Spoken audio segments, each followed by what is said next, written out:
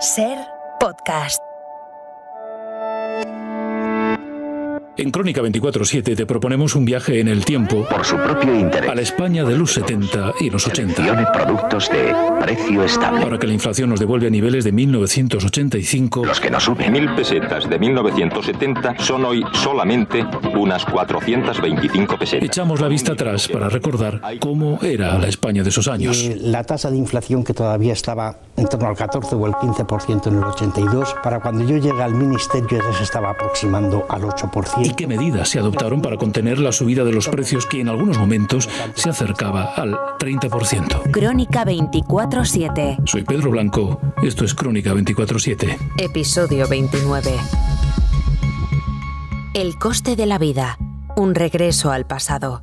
Rafa Panadero. 1977. Hay ambiente de cambio en España. Las cosas están cambiando. En la tele, Bru anuncia sus nuevas lavadoras, Bru se pone en su lugar. que como novedad usan los hombres, y Telefunken las primeras televisiones en color. Gracias a Telefunken, usted ve las cosas como son. Las cosas son en color. Aún se habla del milagro español. El turismo todavía es un gran invento, pero los datos económicos que se intentan explicar también a través de la televisión ya hacen saltar las primeras alarmas. Un coche que hace 3 años costaba 100.000 pesetas vale hoy 150.000. En la calle, efectivamente, a finales de los 70 y primeros 80, tener un coche era todo un desafío. El coche, tío, sí, claro. Si no tenías coche no era nadie. Claro. Un Seat Ritmo Crono, que era un coche macarra. Jacinto Parra estaba en la veintena en esos años y trabajaba para una compañía de transporte marítimo. Me convencieron para comprarme un coche de gasoil porque era lo que se llevaba, porque se consumía menos. El gasoil estaba, me acuerdo perfectamente que estaba a 67 pesetas el litro. Pero al poco tiempo yo me acuerdo que le decía a Inma, mi mujer, decía, joder, nos han engañado como a chinos, porque es que estaba a 120 y tantos, o sea, el gasoil pasó a ser, más del doble. La cosa no cambiaba mucho cuando se trataba de un piso. Eran letras, más del 80% de mi sueldo era para letras, o sea, yo vivía porque podía comer en casa de mis padres. Los tipos de intereses te subían al 16, al 17, al 18%, era una auténtica barbaridad. Además, Y en ese recuerdo coincide con María de la Iglesia, que entonces rondaba los 30 y era autónoma. Sí, eran altos, no sé exactamente, alrededor de un 16 o un 18 más o menos. Entonces dabas la entrada lo más que podías, también donde trabajabas, como trabajabas, si había sueldo fijo. El banco se aseguraba de que ibas a poder. El banco se aseguraba, pero podía ser el único, porque lo de tener sueldo fijo, con esos precios, tampoco daba garantías de poder llegar a fin de mes si surgía cualquier gasto extra. Los dodotis, o sea, cuando nació Clara, la pasta que nos gastábamos en dodotis. Y, hombre, pues no me acuerdo muy bien en aquella época qué sueldo tendría yo. Pues yo estaba, a lo mejor con 60, 70.000 pesetas al mes. Pero yo todos los meses, sin hacer ningún extra, todos los meses, el día 25, el día 26, tenía que pasar a Recursos Humanos a pedir un adelanto del... ¿Qué estaba pasando? ¿Qué se había hecho mal? Emilio Ontiveros es fundador de Analistas Financieros Internacionales. La economía española es la economía que aborda de forma más tardía y probablemente más incorrecta el primer shock en los precios de los hidrocarburos. Nosotros jugamos a ver qué pasa. A lo mejor no es tan grave. Y quizá no se hizo el ajuste suficiente, ¿no? Y Juan José Toribio es profesor emérito del IES, la Escuela de Negocios de la Universidad de Navarra. Fue muy difícil para aquel gobierno de final de régimen llevar a cabo el ajuste que la economía española hubiera necesitado, pero cualquiera en aquella situación de cambio de régimen llevaba cambios. Se había perdido un tiempo muy valioso entre el 73, crisis del petróleo, y el 77, llegada del primer gobierno elegido en las urnas. Porque nuestros problemas son problemas profundos, heredados del proceso de crecimiento económico rápido y desordenado del pasado, que no se remediaron a su tiempo y a su hora. Solo 3 días después de formarse ese gobierno, el ministro Fuentes Quintana aparece en televisión en horario de máxima audiencia para explicar lo que de verdad se han encontrado tras ese milagro del desarrollo. Se ha impuesto un empobrecimiento automático, instantáneo, súbito y brutal a este país que no hemos querido reconocer ni aceptar. Las medidas que iba a proponer eran muy duras: reducción del despido libre al 5% de la plantilla, fijación del aumento máximo del salario al 22%, devaluación de la peseta. Se iba a necesitar el apoyo de todos los partidos, y en octubre de ese año, al tiempo que la inflación alcanza su cifra récord del 28%, se firman los pactos de la Moncloa, que van a romper la espiral inflacionista y a marcar el camino para corregir la situación económica en la siguiente década. Toribio forma parte del equipo del ministro Fuentes Quintana y vivió desde dentro todo ese proceso. Hubo un susto ahí, con Felipe, porque no llegaba. Convocado el pacto de los pactos de la Moncloa y convocado una reunión a una hora determinada, Felipe llegó tarde. Y no se estaba seguro de que Felipe fuera a llegar. Fueron semanas de mucha tensión, como el propio Suárez le contó años después a Ontiveros en un encuentro casual. La fortuna es que yo caí al lado de Suárez. Era una mesa redonda. ¿Y tú? No, yo soy economista. Dice, que todos los economistas sois un poco acojonados, ¿no? Y digo, bueno, no sé. No, es que Enrique, después de cada consejo de ministros, me presentaba la dimisión. Ese Enrique al que se refería el presidente era el ministro Fuentes Quintana. Pero al final, viendo el resultado, todo eso mereció la pena. Fueron en ese sentido un éxito importante, aunque tuvieron sin duda alguna un coste social serio.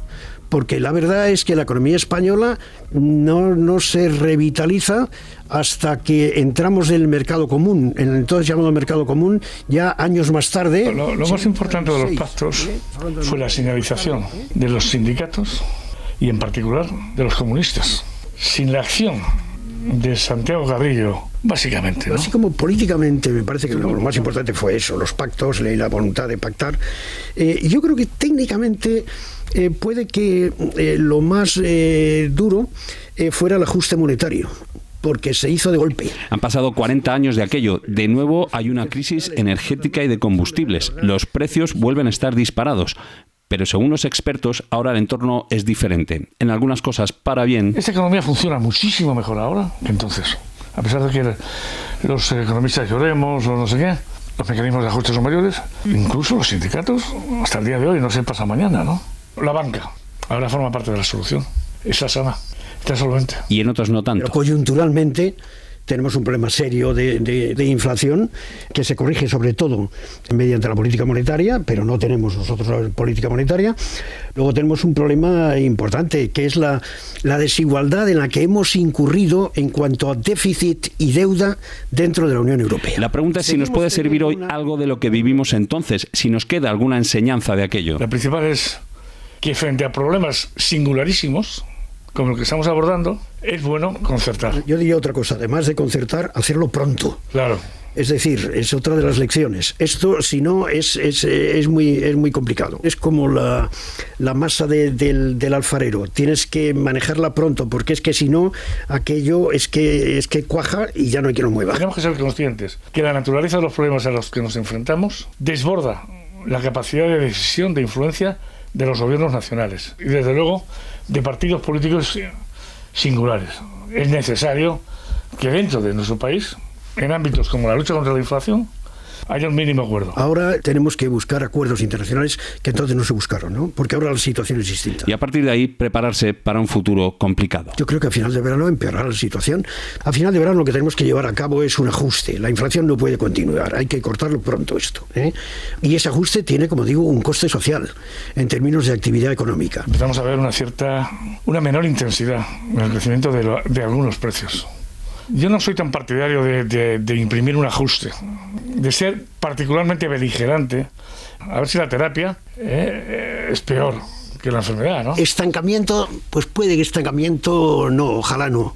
Pero vamos a tener una reducción del crecimiento económico, claro, significativa. Claro. Es decir, nos va a llegar antes, creo yo, la reducción significativa del crecimiento que la reducción significativa de la inflación. A la espera de lo que pueda pasar, para algunos al menos quedará el consuelo de pensar que en aquellos años, finales de los 70, primeros 80, las cosas estuvieron aún peor y se superaron. Cuando vemos que las cosas se nos escapan de las manos, hay que tener los pies sobre el suelo. Por su propio interés y por el de todos, seleccione productos de precio estable. Los que no suben. Crónica 7, 24/7.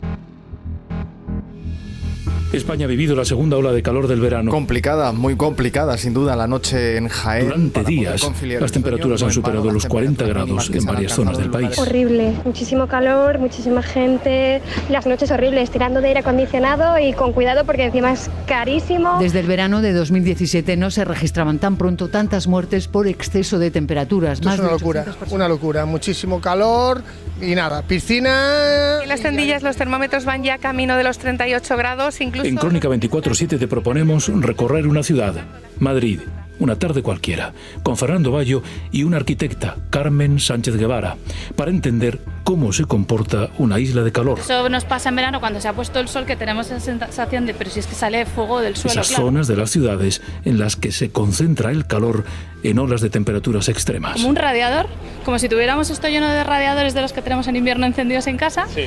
Los vatios, hemos llegado a calcular que una fachada llega a emitir más o menos como un radiador casi. Islas de calor, ciudades convertidas en hornos.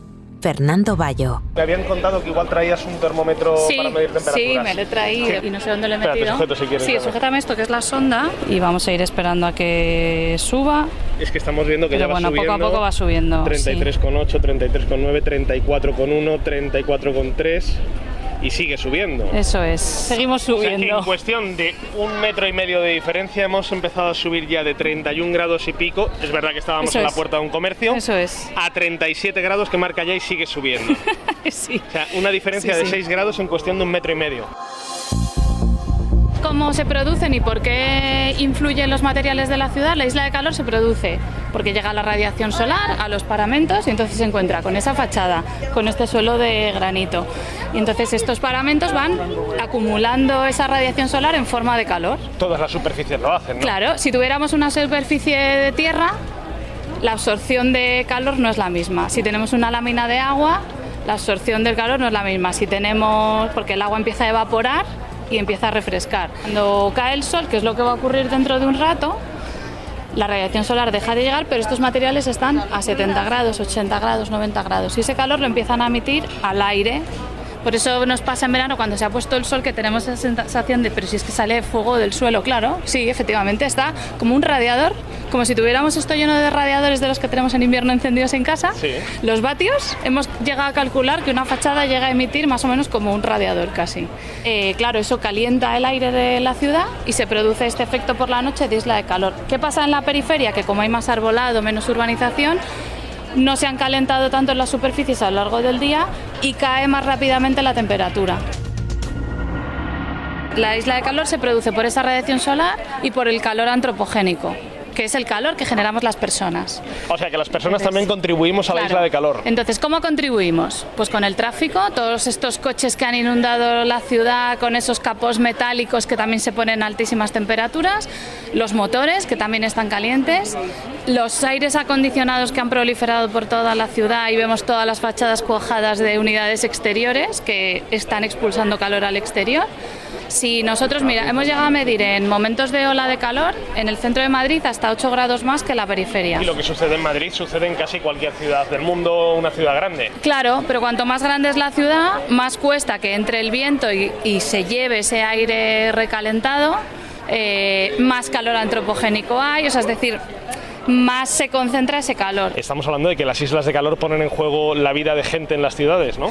Bueno, en verano sabemos que cuando se producen olas de calor, nuestros colegas epidemiólogos pues se preocupan porque supone un impacto para la salud de las personas. En concreto, con cada ola de calor pues se dispara la mortalidad y muere pues parte de la población más vulnerable, personas mayores, para los niños, agrava condiciones previas. Entonces, claro, si sabemos que el calor extremo genera problemas sobre la salud de las personas, llegando a provocar la muerte, pues es nuestro deber diseñar las ciudades para que esto no ocurra. Si sabemos que estamos en un escenario de cambio climático donde las temperaturas van aumentando y donde además conocemos perfectamente este fenómeno de isla de calor que genera más sobrecalentamiento en la ciudad, pues está claro que tenemos que poner en marcha estrategias para mejorar la adaptación de la población y la adaptación de nuestras ciudades. Así que sí, creo que luchar contra la isla de calor y contra este sobrecalentamiento mejora la salud de las personas. A ver por dónde va el termómetro ya. Estamos en 38,2, yo creo que se ha estabilizado. Sí. Bueno, los que no nos vamos a estabilizar aquí somos nosotros, que nos vamos a asar de calor. Vamos a dar una vuelta y me vas contando qué es lo que vamos viendo en un entorno urbano que puede promover esas islas de calor y si hay algunas acciones que puedan mitigarlo. Estamos en la calle Alcalá y vemos este pavimento de granito, de color oscuro además, que absorbe muy bien la radiación solar y se va a sobrecalentar.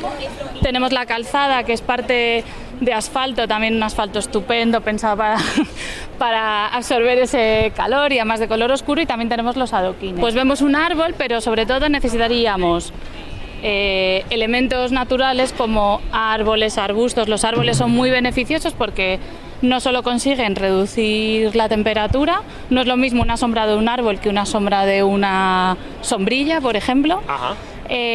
¿Por qué?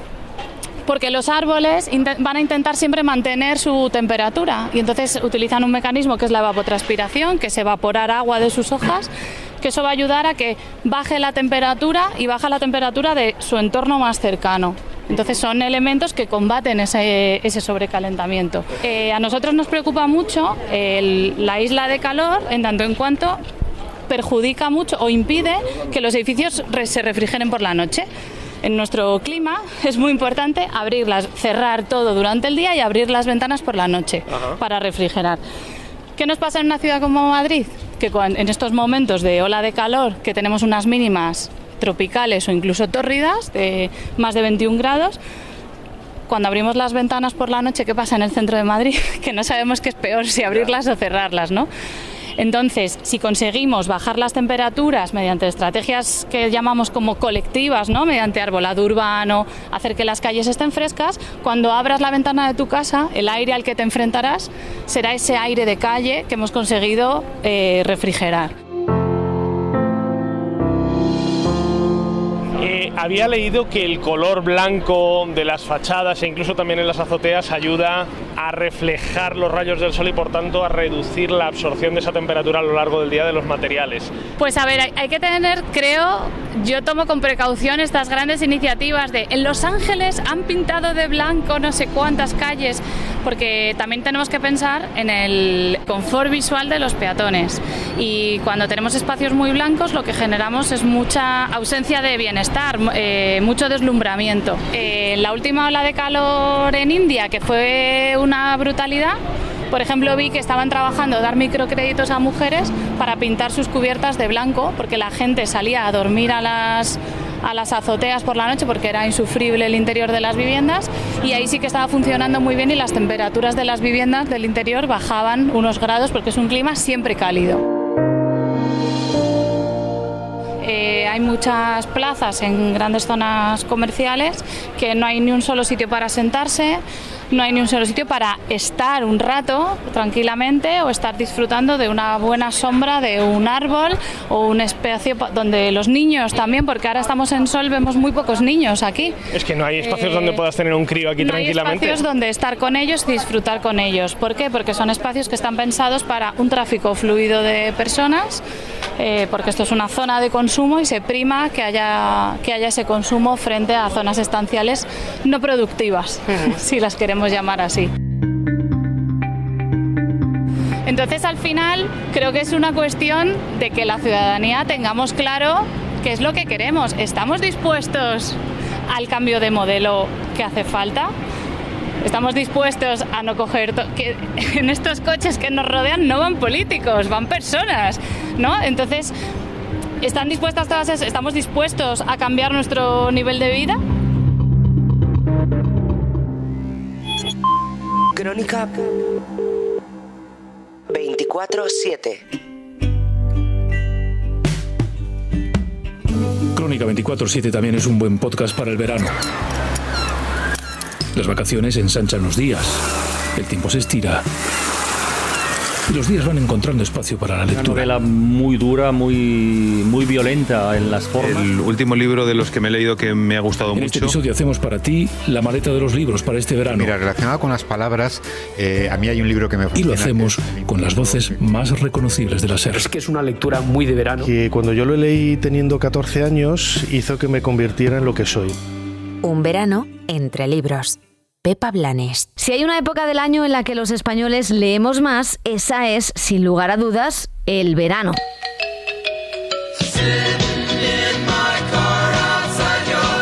Sombra en el césped, en el balcón, por la noche en la cama, antes de la siesta, bajo el sol de la playa, tras un paseo por el campo, en casa, con el aire acondicionado, al calor. Cualquier opción es mejor, siempre con un libro bajo el brazo. Lo sabe Aimar Bretos. Voy a dedicar parte del verano a leer un libro descomunal que ha escrito Juan Manuel de Prada. Es una biografía sobre Ana María Martínez Sagui, una feminista pionera que habla siempre con tanta pasión de ella y su figura, que tengo muchas ganas de sumergirme en ese libro. Y también en Recuérdame porque te quiero, de Natalia Junquera. Me genera expectación leer este debut en la novela de una periodista excepcional.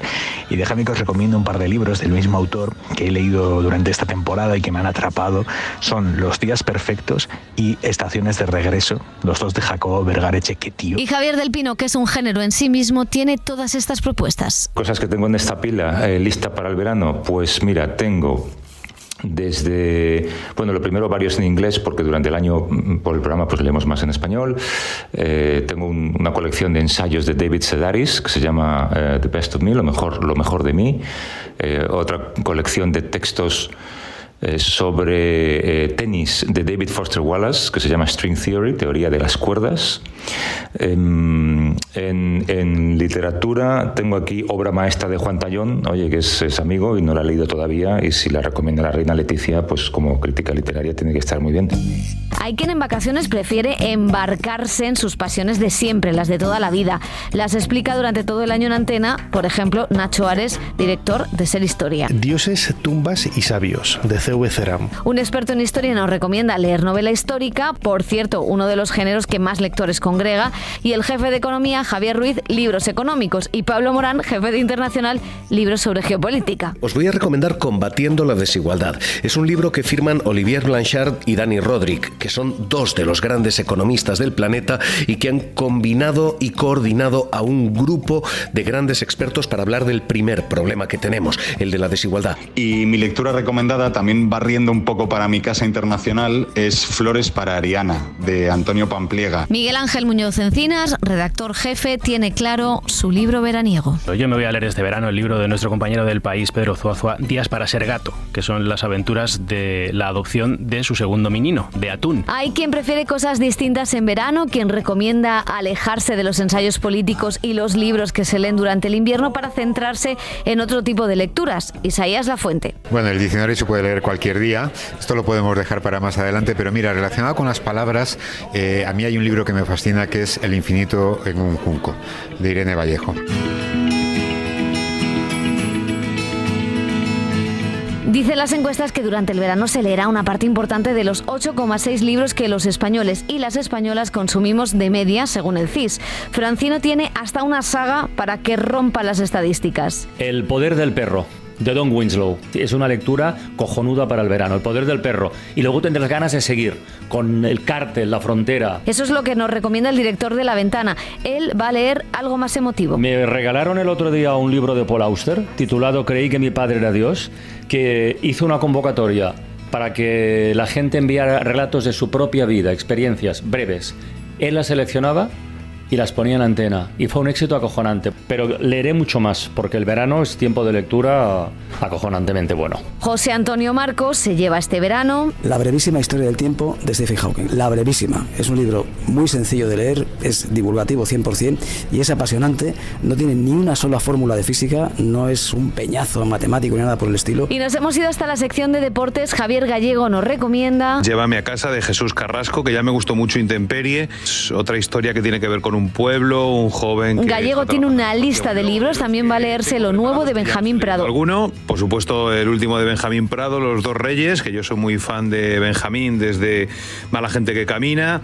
Y por si fuera poco, también a Marías. Mi pedrada literaria es Javier Marías, y como Javier Marías desde Thomas Nevison no he vuelto a sacar nada, pues estoy ahí buceando y he rapiñado un libro de relatos cortos, de cuentos, que se llama Mala índole.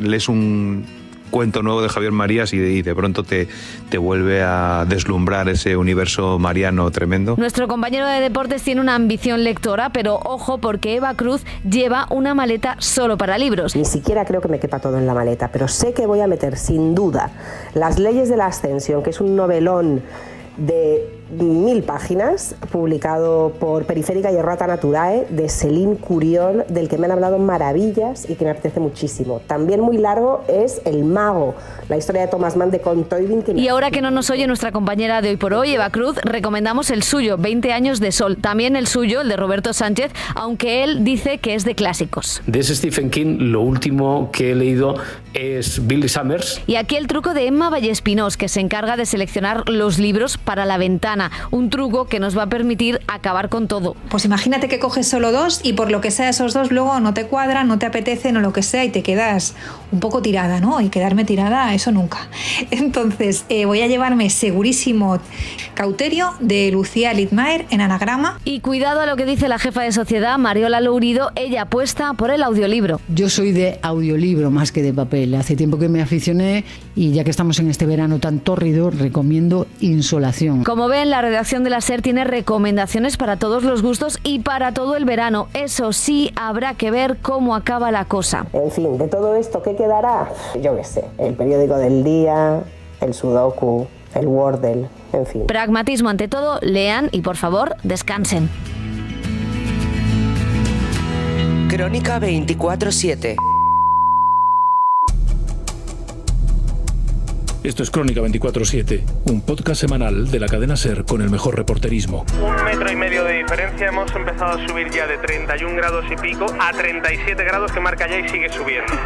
Una forma de contar la vida. Un coche que hace 3 años costaba 100.000 pesetas vale hoy 150.000. Leeré mucho más, porque el verano es tiempo de lectura acojonantemente bueno. Crónica 24/7 es una producción de SER Podcast. Una mirada a la realidad con los periodistas de la SER en España y en el mundo. Los árboles son muy beneficiosos porque no solo consiguen reducir la temperatura, no es lo mismo una sombra de un árbol que una sombra de una sombrilla, por ejemplo. El periódico del día, el sudoku, el Wordle. Suscríbete a Crónica 24/7 en tu plataforma de podcast habitual. Me convencieron para comprarme un coche de gasoil. El gasoil estaba a 67 pesetas el litro, pero al poco tiempo nos han engañado como a chinos, porque es que estaba a 120 y tantos. Si conseguimos bajar las temperaturas mediante estrategias que llamamos como colectivas, ¿no? Mediante arbolado urbano, hacer que las calles estén frescas, cuando abras la ventana de tu casa, el aire al que te enfrentarás... Dirección, Pedro Blanco. Será ese aire de calle que hemos conseguido refrigerar. Te espero en el próximo episodio.